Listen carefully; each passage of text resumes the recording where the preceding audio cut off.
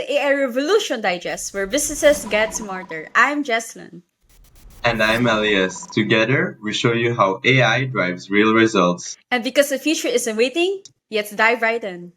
How does AI and human capital interact with each other in order to reshape the future of work? That is the topic for today's episode. And now let's welcome our guest speaker for today, Professor Robert Ployhart. Sir, thank you for having you here. It's a privilege. So why don't you tell us a little bit about yourself?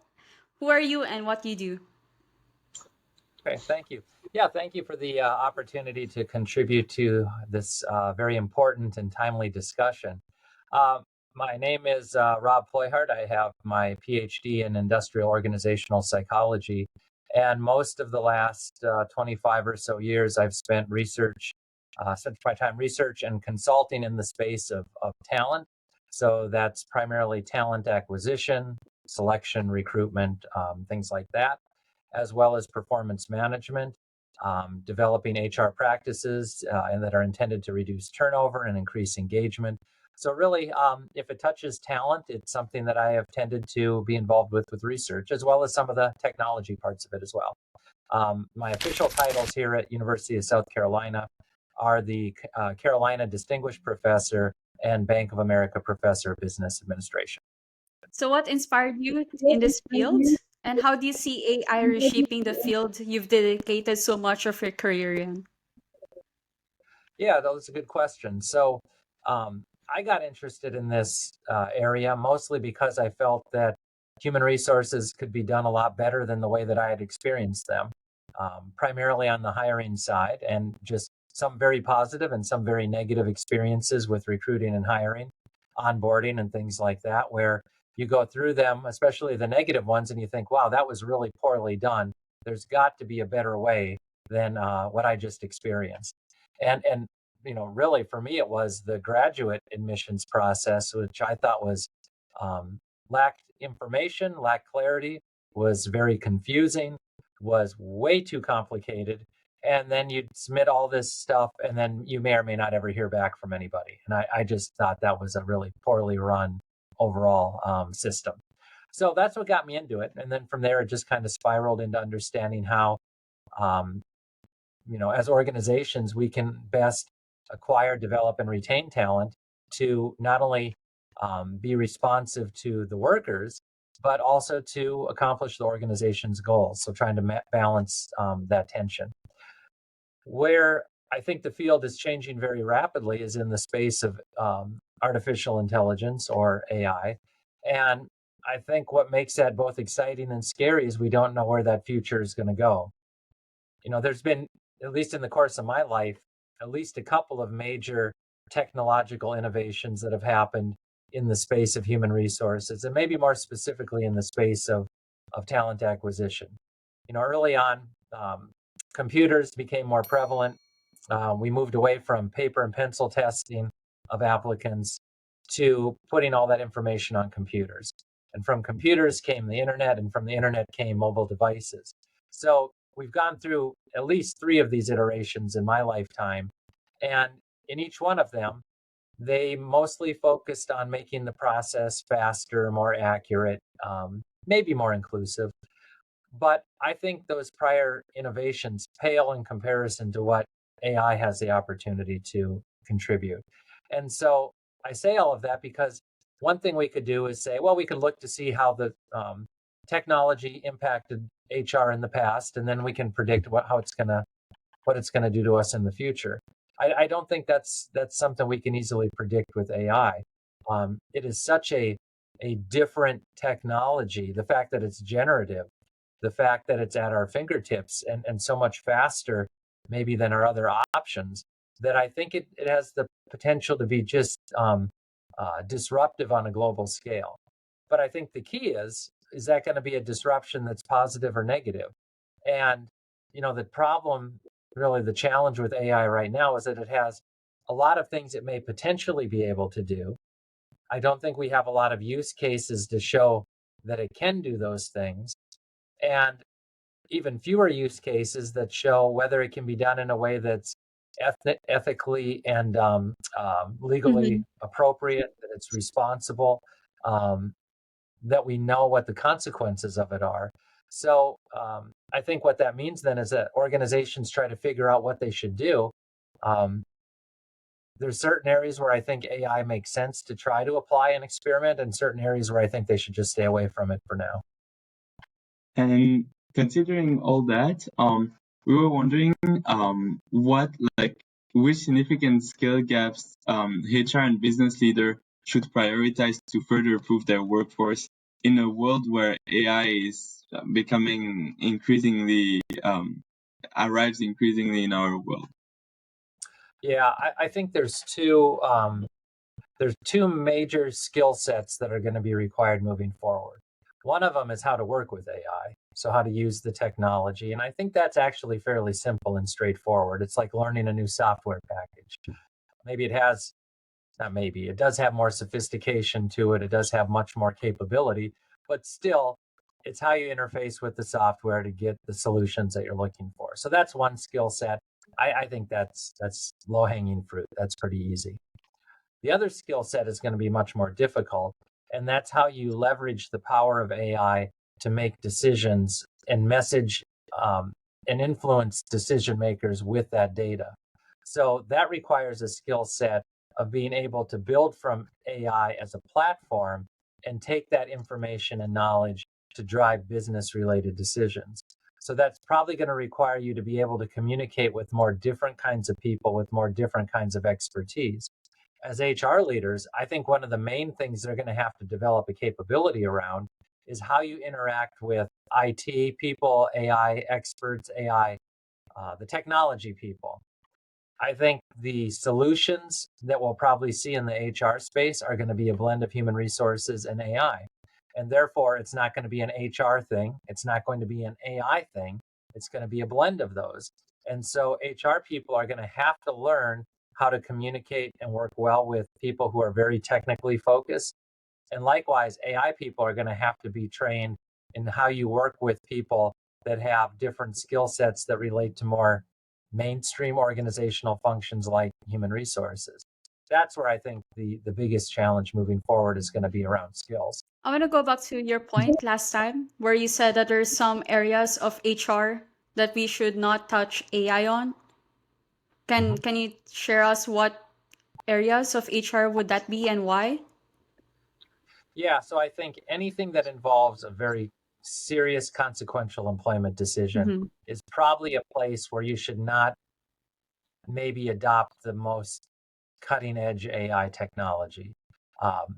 So that we're only using technologies that we have a complete understanding of what it is that they're doing.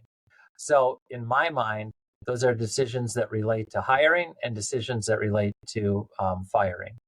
On the hiring side, I think using AI as a tool to expand your talent pool, to broaden the kinds of talent, who they are, where they are, and so on, that makes a lot of sense to me. I think it's worth experimenting. I would not use AI to make hiring decisions without having a complete understanding of how it is reaching those decisions. And the reason for that being, it would be really easy to wander into a place that either doesn't get you the quality of talent you want or is potentially legally is potentially biased and illegal, and all the time doing that without knowing the reason why. So for hiring, I see a lot of companies staying away from using AI in that space because they don't want to incur the legal risk and they don't want to take the chance that the quality of hire they get isn't as good as what they're currently doing. That's an area where people need to do research. It's not an area where I think organizations should be playing at this point. The other is around making termination decisions. If you're going to involuntarily if somebody's going to be involuntarily turned over, meaning that they're going to be let go by the organization, the employee would prefer to stay employed, but the organization is going to let them go. Using AI to make that decision, I think, would be a bad choice for all the same reasons I just mentioned. You might want to use AI to help inform that choice by gathering data on the person's performance or whatever, but only if that's based off of data that's actually credible. Short of that, I wouldn't use it. I would rely on existing practices that we have because they have known benefits and and limitations. With AI, we don't know what the potential benefits and limitations might be.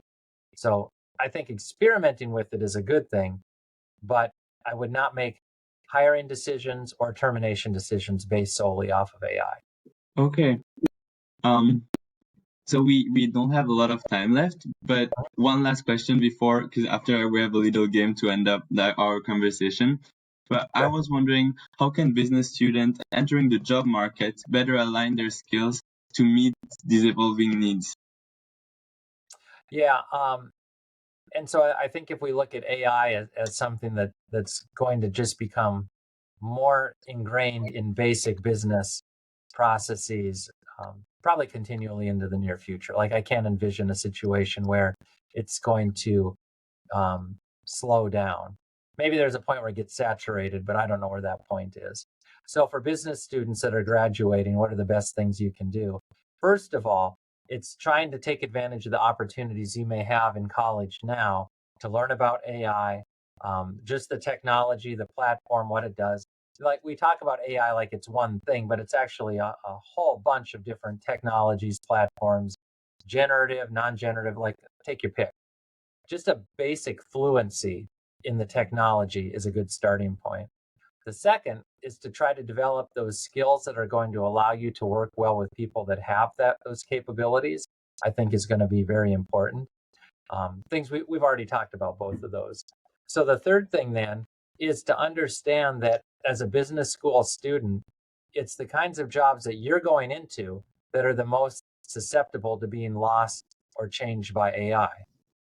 In the past, when we'd have a big technological change, it tended to be blue collar workers that were more affected by it. So when we were a manufacturing economy, primarily, bringing robotics into manufacturing basically decimated most of those manufacturing jobs.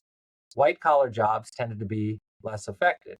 I think AI is fairly unique in that the nature of the jobs that are likely to be most disrupted by this technology are the kinds that college students are trying to get.